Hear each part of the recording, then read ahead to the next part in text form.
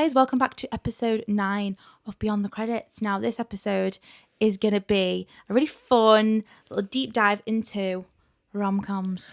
Rom-coms, yeah. We're going to be talking about some of our favourite rom-coms, some modern day rom-coms, but also the overarching argument as to why rom-coms just aren't as good anymore. Why they're just a bit crap nowadays. Yeah, they are.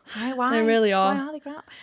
Should we start with the films or should we start with the reasons why they're just not good? It's quite an interesting argument because the more I was kind of like researching into this, I kind of like put my initial notes down as to like why I think so, and then I read a few articles, and it was interesting because there is such a debate around it. I didn't realize there's a lot of like broadcasted knowledge about this, and it's interesting. That's what you can say. I think obviously society has just changed as a whole. I think streaming culture is a major reason as to why they're not as good. I think obviously the rise of streaming makes films feel very disposable, and I just think, and do you think because films there's are made such endless content, I think it reduces like the longevity of films and the quality and just the emotional impact. And I think especially in romance, I think romance is definitely hit hard in this.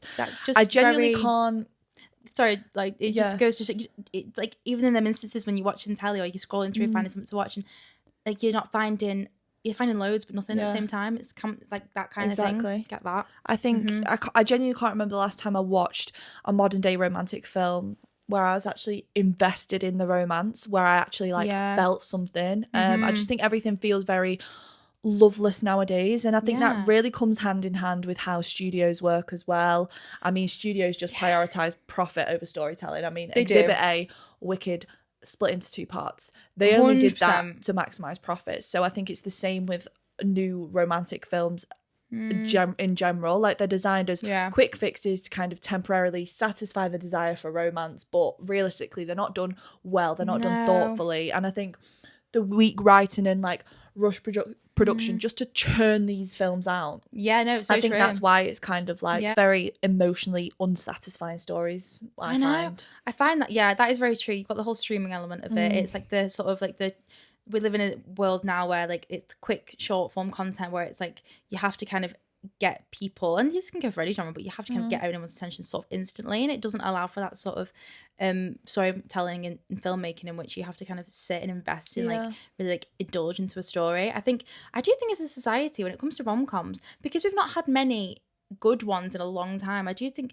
we are bogged down by like disillusionment when it comes to them, but also just in general we live in a world where we are so sort of social media, the news, everything that's going on everywhere in the world, and everything that's ever happened ever is just constantly at our disposal. It's constantly like presented to us. Media is sort of, social media is designed and formulated in a way that gets your attention, but also that isn't, the things that get your attention aren't necessarily the most joyous and sort of like life affirming, gratifying, positive things. So we are sort of, and this is like, an argument that can be debated, but I do think there's something definitely to be said for the fact that we are, sort of like bogged down by content that's short form, and it also just extracts a lot of like the inherent sort of joy and messiness and like love out of life in a way. And you've also got a time in which now our generation, social media, everything that kind of is into play currently wasn't there 20 years ago. And you had, look at the 90s and the noughties especially. You look at, the films, the rom-coms that did the best. They were successful because they weren't just rooted in like a really sort of earnest, honest sense of romance and love, but they weren't afraid of being like a bit controversial or a bit messy, or they weren't afraid of exposing, any sort of like contentions, or they weren't filtered in the sense that they were just a bit more kind of culturally relevant of that time. The noughties, the 90s, that people were not kind of caring about, having like a perfectly winged eyeliner. Exactly. I think social media as a whole has eliminated like the traditional pining after someone and the anticipation of like connection and love. I think you see in these classic rom-coms, and they're known as classics because everyone knows their Harry Met Sally's, Notting Hills, all of that. But I think characters, they sought after each other physically. Look at La La Land. Workplaces, Ryan Gosling's character Seb went to Mia's workplace to sort her out. The chance encounters and the bold gestures, we don't see any of that anymore, but that's because no one really does that anymore. And I think now the romantic curiosity is like just reduced to online surveillance. You've got people's Instagram accounts that you can just scroll through. I think it's become very lazy romance. I think the effort is replaced with scrolling through these social media accounts, scrolling through a dating app. Do you know what I mean? It's just like you 100%. Don't, there's no like pining after someone because you can just do that online and then you'll get over that. And if art is something that is, you know, art is supposed to draw from life, and we're supposed to, you know, create stories and tell stories that are reflective of people's day-to-day or their everyday, like that's not a good source of like, that's not a good source. No, exactly. Just sat on your ass going like, oh, well, exactly. I like, think it's not meeting like, people online like removes that spontaneity and risk that once fueled that like romantic tension of. I think people desire to see that on screen. Well, I think a lot I do. Like same.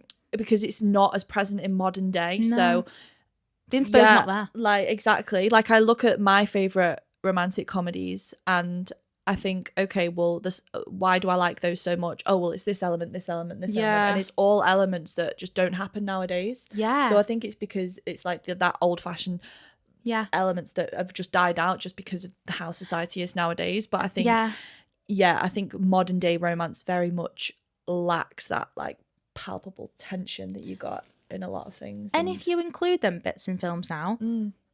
A lot of people are so cynical about them. They're just, then that wouldn't happen now. Exactly, like that Cinderella story. Oh, well, that's misogynistic, and it's like, well, maybe some of it is, but also some of it's fun. Like you do want to pine after someone. Like why not? Like I'm not saying degrade women, but it's just kind of like and also the whole like Bridget Jones.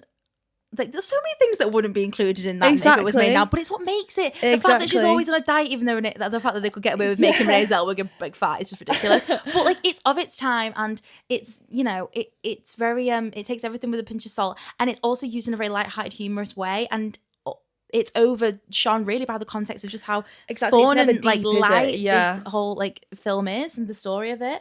So I just don't know. I just think there's a lot to be said about the way in which society has shifted. We're very kind of constructed and considered in a way that maybe we weren't 20 years ago. And I think social media has a lot to answer for in that regard. But I do miss all of the Bridgets and the Notting Hills. Even down to that scene, when she walks into the bookshop. One of the best lines ever delivered. Sorting after people at their workplace. I think just a girl.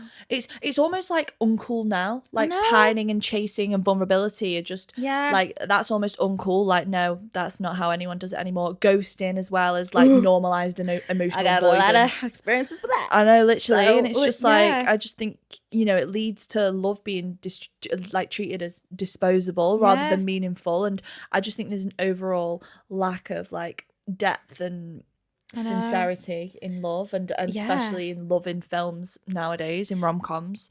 Like women making the first move, I think that's not celebrated anymore really.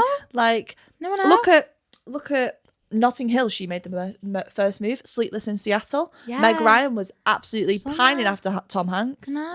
Like I just think that's seen as like desirable in older films, and kind of like they didn't make a point of the woman pining after them. But now it would be. Now it would be made into like a full-on point, because I just think it's just not as relevant anymore.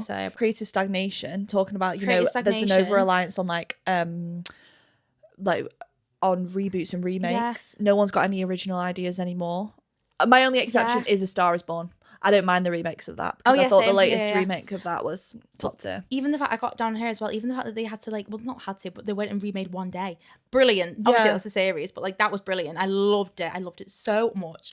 But like they that could have been done. They could have made something different with that sort of same essence to it within the characters. I also think there's something to be said about the fact that, and this isn't necessarily like a bad thing at all, but I do think there is an element of women have always been in film as well thought of in relation and in context to romance, and that is kind of the only being a wife or being in a partnership is the only thing that we're somewhat geared towards in life and in society. And I think especially the past 15 to 20 years that has really kind of shifted, and you see look at certain statistics about women in the workplace, and the fact that, women don't need to depend emotionally, financially on a male counterpart. So I think that having that sort of newfound sense of, oh, we actually can exist in different facets in society. Maybe there's more women that are, you know, more female driven creative people who are coming into the forefront and saying, actually, there's a massive breadth of stories we can tell about what it is to be a woman, not just in that context. So I do think that's something that definitely maybe filters into the fact that we're not making, that doesn't necessarily answer for the fact that rom-coms are no better. It just answers for the fact that the different sort of stories about women are kind of being told, which is a good thing. I think in terms of the fact that they're not as good is more down to like a load of the points that you just mentioned as well. But I do think that's something like no, it just pops into my head to consider. Like Barbie, for example. Yeah, that's true. That's true. I think Forbidden Love too, we don't see that as much on screen anymore. Kind of like everyone loves a will they won't they storyline. Like look at the success of Bridget Jones, and the same with Harry Met Sally. Like it's the will they won't they. And I just think that really raises the stakes and intensifies like people's desire, and people long to see that on screen, and that's why they are such classics. Whereas now, I can't really think of any modern day rom-coms that our kids are going to be like, oh my god, have you seen this classic film? Yeah, because it's not like the ones that are good that I would definitely put as modern classics, not modern classics as such, but really, really good modern rom-coms. I think About Time would definitely be in there for me. I do love that. But is it kind of that caliber, like the Notting Hills, and like does it have that sort of depth and emotionality to it that they do? And do we want to talk through some of our favorite rom-coms? I mean, one of mine is 27 Dresses. I love that film. I love 27 Dresses. Oh, it was one of my favourite films as a kid. I've still got the DVD of that somewhere. Have you? Yeah. I just think Katherine Heigl. Love. I mean, she's a bit of a queen of rom-com. Jennifer Aniston and Katherine Heigl. Unreal. Unreal. The Switch. Have you ever seen that with Jennifer Aniston? You should watch that. That's Jennifer Aniston and Jason Bateman. That's good. Have you seen He's Just Not That Into You? Yeah. I love that format. Is that Nancy Myers? I think it is, isn't it? I think it could be. Bradley Cooper is in that. Yeah. Yeah. Loads of people are in that. That's quite. While You Were Sleeping, Sandra Bullock. No. You've never seen that? Oh, you need to watch that. That is such a good one. Is it? Such a good one. Have I? No, I don't think I have. That is such a good one. Notting Hill, obviously. La La Land, obviously. The Proposal. I didn't like that. Did you not? Not my favourite. I liked it. Jerry Maguire. Obviously. Oh, see that gets really overlooked as a rom-com. It does, doesn't because it? obviously it's a sports drama, but like it's kind of like you've got that through line of the romance between Renee Zellweger and Tom Cruise. What's the iconic line she says at the end? You had me at hello. That's it. It's that's, you know what it is? I don't know whether it's because it's literally one of my favourite songs. The irony that my dad just adored Springsteen, but I'd never heard Secret Garden until I watched Jerry Maguire. And when that is most perfect placement of that song. It's so beautiful and delicate, and like that song when she's walking out the door and going on a date with him, and it's kind of that first moment of you think, oh, there really actually could be something really beautiful here between these two people. I love the use of music at that particular point in that song, in that film. I just love that film. I really, really do. And the boy in that. Oh he's my so God. Cute. He is so cute. Does he, all right, it's a random question. Is he Stuart Little in the live action? Because he looks like him. He looks like him anyway. I don't know, sorry to be honest. Sorry if that's not true. Just wanted to inquire I'm about not that too one. sure. 2 weeks notice. Have you seen that? That's a good one. Sandy Bullock again. She's been in a fair few. Oh, do you know what I love? Underrated. My Best Friend's Wedding. Yeah, that's a good one. That's a really good one. That is really good for Cameron Diaz. I think that's one of the best films. I love it. And then My Best Friend's Wedding is really good. What's your next one? Got any more? Well, I've got some modern ones. Like Rye Lane is one that's come out more recently. That's a good romance film. Set It Up. That's on Netflix. I think I've seen it. Yeah. Is it good? Yeah, it was one of the better ones I've seen recently. Yeah. And also Palm Springs. Have you ever seen Palm Springs? It's on Amazon Prime. That's good. That's kind of a bit of a different twist on a rom-com. It's interesting. Do you know what I mean, there's loads that you can think of in terms of like past ones that I'm just like, one of my faves is, I love Moonstruck. Yeah. I love Moonstruck. I love Four Weddings and a Funeral. Love that film. So Magnolious. I know you can kind of like say it's a comedy drama, but I love that. It's a rom-com between it's a romance between like 6 women. Yeah, 5, the 6 girls. women. Yeah, love it. The girls. House Leaves Guy in 10 Days is a big one for me. Yeah, House Leaves Guy in 10 Days is a classic. Adore that. I've tried to like go with more obscure ones. Yeah. Have you ever seen The Mountain Between Us? Is that Kate Winslet? Yeah. No. Bang! It's not a comedy really, but such a good romantic storyline in that. The chemistry between her and Idris Elba. Is it? Really good, really good. It's on Disney Plus. And I need to give that a watch. Oh, and one thing, this is another testament to how crap rom-coms are now. And I just thought it was rubbish. I'm sorry. The Idea of You. Oh yeah, It's crap. Like, come on, there's it just no was. substance there. No, Do you I know what I know. mean? Well, it's based on a Harry Styles fan fiction. So Same with the After films. They're Oh, based on yeah, Harry Styles they're- fan I fictions. know. They were shit. Sorry. I only watched them because I had tonsillitis and I just didn't have the energy to concentrate on anything, so I just watched them. Have you ever seen Just Go With It? Yeah. Love That's a that good one. I like that one. What Happens in Vegas, also a classic. I've not seen that in years. I love that. Such a good one. Love that one. And The Love Punch, have you ever seen that? No. It's Emma Thompson and Pierce Brosnan. By the cover, you're thinking, what the hell? But it's got Timothy Spall in it and it's Celia Imrie. Oh. They're hilarious in it. It's Really? so good. Yeah, That's so it's very good. much like take it with a pinch of salt, but it's a laugh. Yeah. When did that come out? Oh, it's got 28% on Rotten Tomatoes. Well, Yeah, but who cares about Rotten Tomatoes? 2013 it came out. Do you know what? I got a really bad review. I mean, not really bad reviews, but actually, no, I didn't get good reviews. There's two actually here. The first one, I love it. I love it so much. The Wedding Planner. Oh yeah, that is. I love The Wedding Planner. I love The Wedding Planner, and The Breakup is actually really The good. Breakup. That's such a good one. good That's quality a good- rom-com. Yeah. I love that. Where she's like having a massive go at him because he's just at such a dosser. Yeah. Come on. And then it's, yeah. I loved. Do you know what? We went to see this, and I don't know whether you could put it in rom-com category because obviously the ending is devastating. But there's very funny elements to it. We Live in Time. Yeah. Loved it. That's true. Loved it. Sorry, it come into my head now, and it's one of my faves. What? It's about 15 years old or something. Love and Other Drugs. Oh yeah, that is Love a it. good one. Last scene. I didn't expect it to be as good as I what it was. know. You know, did not at all. Love Jake Gyllenhaal in it. About time. That slips under my radar a bit. Love and Other Drugs. I really like it. Yeah. I don't know why I whispered that. There are so I know there are. It's a shame because Sorry. nothing will ever. What? I'm looking through some rom-coms now, and it's all coming back to me. I love it. Crazy Rich Asians. Yeah, Crazy Rich Asians is a That good is one. John M. Chu. Props, well done. And you can I so know. tell as well, like from watching that on Wicked, that he's directed the book. Yeah. Like, he's so like he has such a distinct style, but I just loved it. Are you mad on the before? I've not seen the second two. I've seen all three, and I'm frightened if they don't get back. If they don't, I wasn't overly enamoured. people adore them, and I think it's People really because- adore them, and I'd never seen them, so I was like, right, I need to sit down and watch all of them. I watched all three on a plane, and I was Did just you? like, I didn't watch that. Yeah. I was frightened of They've got like a slower pace. Don't get me wrong. They've not got that sort of typical. it's Julie Delpy, isn't it? Yeah, And, Ethan Hawke. They haven't got that sort of typical like really high sort of ebb and No. flow of the They're very natural, like a normal of a how rom-com. most love stories. Which I do go. think they definitely are. I really enjoyed it for that particular reason. Obviously I don't think it conforms to like, the typical sort of rom-com like stereotype. It definitely exists on its own as its own sort of entity, and I do really I love the first one, but I'm also, because I did find myself getting really invested in the naturalistic element of it, and I did get somewhat frightened that they weren't going to get back together or they weren't going to meet up again, so I just didn't watch the second two. I don't want them to not be together. Yeah, I understand why they did a second one, but I don't understand why they did a third. Yeah, I can see that. Yeah. But then again, I've not seen No, them. you haven't seen I them, don't but know. yeah. Yeah. The first one is good, but I don't know. I was expecting like loads more from it, and I think Yeah. because I didn't get that, that's probably on my part. But We should just make a good rom-com.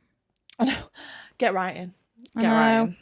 I'll know. produce you right. I think with these, the 90s and the early 90s was staple rom-com era, and then you had some little gems maybe in the 2010s, and now we're just Now they've all we've- gone. yeah. for shit.